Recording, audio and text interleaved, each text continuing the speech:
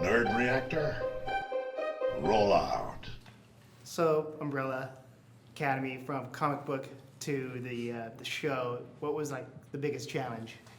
The biggest challenge for me was to do justice to obviously this great graphic novel that Gerard and Gabriel had done and sort of existed for 8 to 9 years, to bring it to the screen and also to, make the fans happy, but also bring in a whole new range of fans that may or may not like superheroes to come fall in love with this family.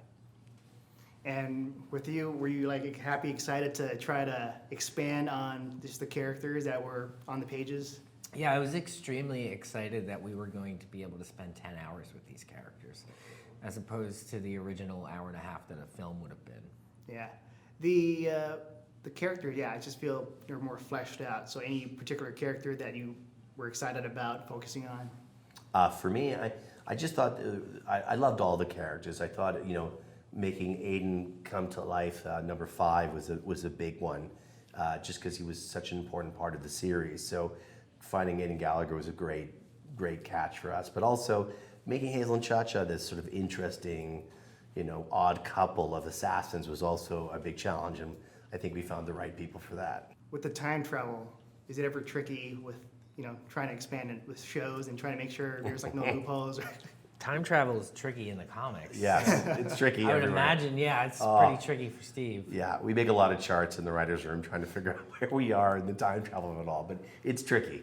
With the comics being very zany and a lot of weird stuff happening, and this show does have a lot of weird stuff too. Did you have like any challenges with trying to tone things down? Oh yeah, yes and no. Some things we brought up, some things we toned down, but the idea was to sort of find the best things of graphic novel and just try to translate them into what would be on the screen. I think we did that in a lot of areas.